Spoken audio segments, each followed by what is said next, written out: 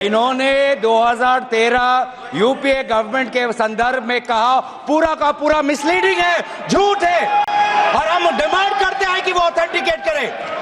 हम डिमांड करते हैं ऑथेंटिकेट करें। इसीलिए बार बार इन्होंने आरोप लगाए, बार बार इन्होंने भ्रम फैलाया। आप इसीलिए हम भी अपनी बात रखेंगे, कृपया आप भी सुनने का धैर्य रखिए। अध्यक्ष महोदय, मेरा भी सौभाग्य है कि पिछले सदन में मैं अयोध्या राम मंदिर पर अपने पार्टी का मैंने अपना व्यू, अपने पक्ष रखा, और आज वक्फ संशोधन 2025 पर अपनी दल का और विपक्ष की तरफ से अपना पक्ष रखा। और अयोध्या राम मंदिर में भी और आज के वक्फ के संशोधन में भी मेरा एक ही मार्गदर्शक है, वो है भारत का संविधान। भारत का संविधान जो कहता है कि हमारा भारत में हर व्यक्ति को सामाजिक, आर्थिक और राजनीतिक न्याय, विचार, अभिव्यक्ति, विश्वास, धर्म और उपासना की स्वतंत्रता, और साथ साथ में यह कहता है कि व्यक्ति की गरिमा और राष्ट्र की अखंडता सुनिश्चित करने वाली बंधुता। ये बिल आज इस संविधान के इस जो मूल जो ढांचा है उस पर आक्रमण है, और इनकी जो पूरा जो भाषण था वो हमारे संविधान के इस मौलिक अधिकार पर, हमारे संघीय ढांचे पर एक आक्रमण था। आज इस सरकार का इस बिल के द्वारा 4 इनके मूल उद्देश्य। पहला मूल उद्देश्य है कि संविधान को कमजोर करना, टू डाइल्यूट द कॉन्स्टिट्यूशन। इनका दूसरा उद्देश्य है भ्रम फैलाना, to defame the minority communities of India. इनका तीसरा उद्देश्य है to divide the Indian society. हमेशा एक हमारे बीच में एक लिटिगेशन चलता रहे, मसला और बढ़ता जाए, ये उनका उद्देश्य है। और चौथा इनका उद्देश्य डाइल्यूट, डिफेम, डिवाइड, और चौथा इनका उद्देश्य है to disenfranchise the minority communities. आज माइनॉरिटी कम्युनिटीज के प्रति अपनी संवेदना जता रहे हैं।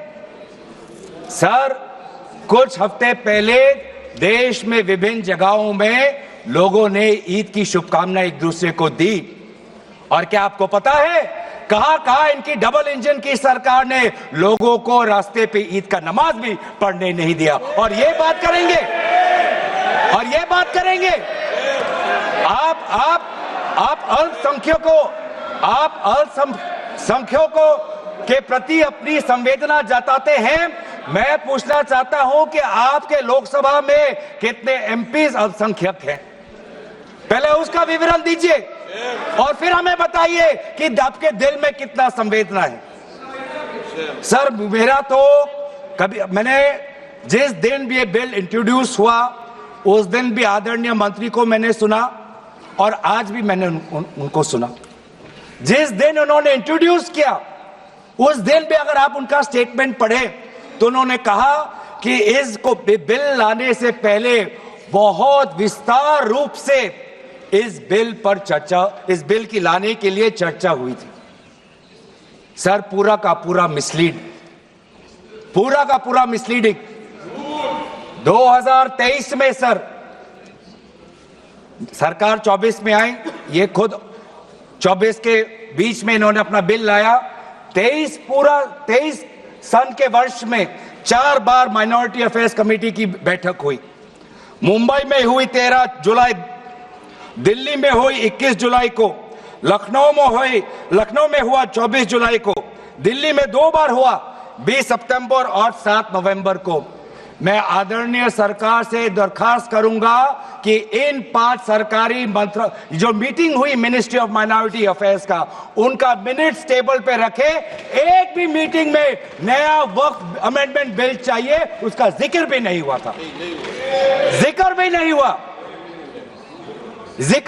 हुआ।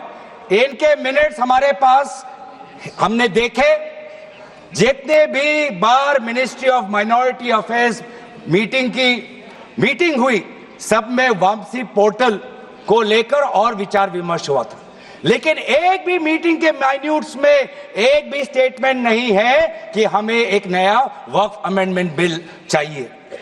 तो मैं तो यही पूछना चाहता हूं कि अगर नवंबर 2023 तक मिनिस्ट्री ऑफ माइनॉरिटी अफेयर्स ने यह वाजे भी नहीं समझा कि नया एक बिल लाने की जरूरत है, मैं तो बस इतना ही पूछना चाहूंगा कि यह bill ministry of minority affairs ने बनाया या किसी और दूसरे विभाग ने बनाया? कहां से आया ये बिल? कहां से आया? सर ये बात करते हैं कि ये संविधान के पक्ष में है। किस प्रकार से ये संविधान के विरोध में है, सर मैं बताना चाहूंगा। आर्टिकल इसका जो क्लॉज 3RA है और 3R1 है। इसका 3RA क्या है सर? 3RA ये कहता है एनी पर्सन शोइंग और demonstrating that he is practising Islam. देखिए सर, आज देश में अल्पसंख्यकों की ऐसी दशा हो गई कि आज सरकार को अपना धर्म का सर्टिफिकेट देना पड़ेगा। कितने दुख की बात है कि भारत नहीं है, क्या बात कर रहे हो, हिंदू थोड़ी है। भारत एक सनातन धर्म का एक देश, 7000 पुराना, उससे भी पुराना ये देश, जिसमें हर धर्म और हर संस्कृति, हर परंपरा को हम सम्मान करते हैं। आज सरकार को ये हमें सर्टिफिकेट देना पड़ेगा कि हम किस धर्म को हम विश्वास रखते हैं। क्या ये दूसरे धर्मों से इस प्रकार का सर्टिफिकेट मांगेंगे?